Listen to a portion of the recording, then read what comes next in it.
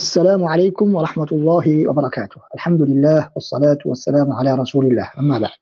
அன்பார்ந்த இஸ்லாமிய சகோதர சகோதரிகளே, ரமதான் பற்றிய அல் குர்ஆனிய சிந்தனைகள் வகுப்பிலே இன்றைய வசனத்தில் சூரத்து பக்ராவின் 187வது வசனத்திலே ஒரு பகுதியை நாங்கள் பார்க்க இருக்கின்றோம்.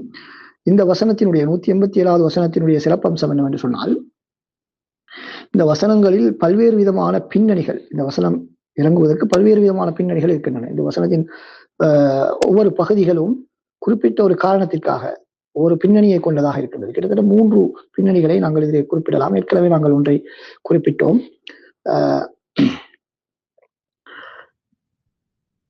அடுத்ததாக நாங்கள் இன்றைய பகுதியிலேயும் ஒரு முக்கியமான பின்னணியை குறிப்பிட இருக்கிறோம். அதாவது சபபுன் நுசூல் என்பதை நாங்கள் குறிப்பிட இருக்கின்றோம். இன்றைய பகுதியிலே நாங்கள் என்ன பார்க்க போகிறோம்? وَكُلُوا وَاشْرَبُوا حَتَّى يَتَبَيَّنَ لَكُمُ الْخَيْطُ الْأَبْيَضُ مِنَ الْخَيْطِ الْأَسْوَدِ مِنَ الْفَجْرِ என்ற வசனத்தை தான் பார்க்க இருக்கிறோம். அதில் அல்லாஹ் தஆலா என்ன சொல்கிறான்? وَكُلُوا وَاشْرَبُوا, நீங்கள் உண்ணுங்கள் குடியுங்கள்,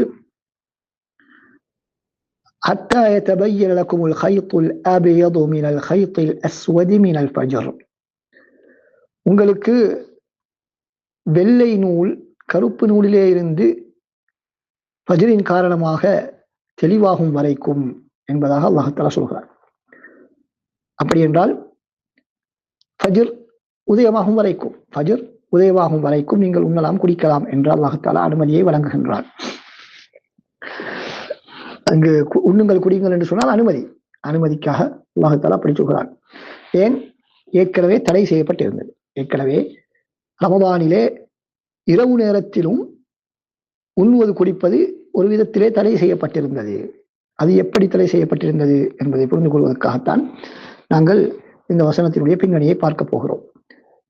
புகாரியிலே 1949வது இலக்கத்தில் இடம்பெறக்கூடிய ஹதீஸிலே ஆஸிப் ரலியல்லாஹு அன்ஹு அவர்கள் சொல்கிறார்கள், முஹம்மது ஸல்லல்லாஹு அலைஹி வஸல்லம் அவருடைய தோழர்கள் சஹாபாக்கள் அவர்கள் ஒருவர் நோன்பாளியாக ஆகிவிட்டால், இஃப்தாருடைய நேரம் வந்து அவர் இஃப்தார் செய்யாமல் உறங்கிவிட்டால், அவர் அந்த முழு இரவும் அடுத்த நாள் பகலும் உண்ண முடியாது, நோன்பு திறக்கும் வரைக்கும் என்று கூறுகிறார்கள்.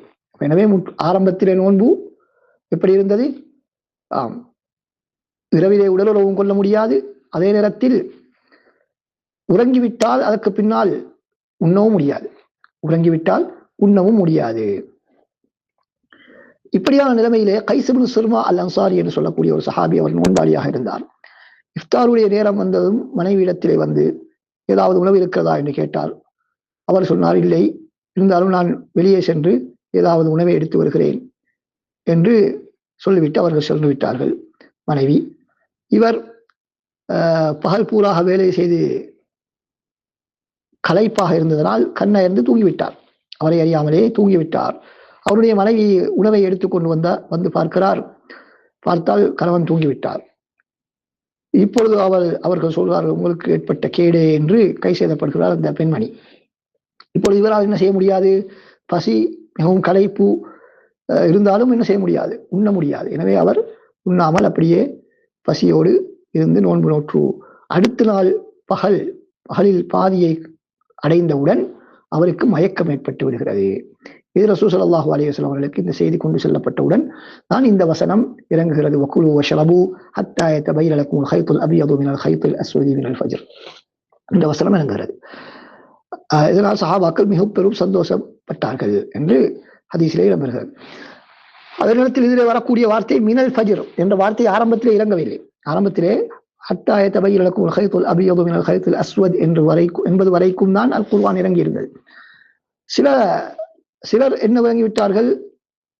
கருப்பு கயிறையும் வெள்ளை கயிறையும் வைத்துக் கொண்டு எப்பொழுது இந்த ரெண்டுக்கும் இடையில வித்தியாசம் விளங்குகிறதோ அது வரைக்கும் என்ன செய்யலாம், நாங்கள் நோன்பு உண்ணலாம் குடிக்கலாம் என்று நினைத்து விட்டார்கள். எனவேதான் அந்த சந்தேகத்தை நீக்கும் முகமாக அல்லாஹ் சுப்ஹானஹு வ தஆலா இப்படி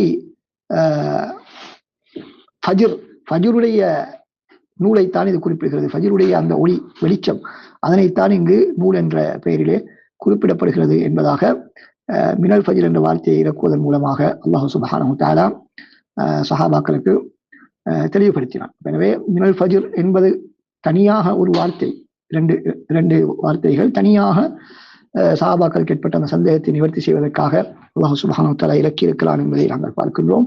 எனவே இப்படித்தான் ஆரம்பத்திலே நோன்பு இருந்து பின்பு மாற்றப்பட்டதன் காரணமாகத்தான் இந்த வசனம் இவ்வாறு அருளப்பட்டது என்பதை நாங்கள் புரிந்து கொள்வோம். அஸ்ஸலாமு அலைக்கும் வரஹ்மத்துல்லாஹி வபரகாத்துஹு.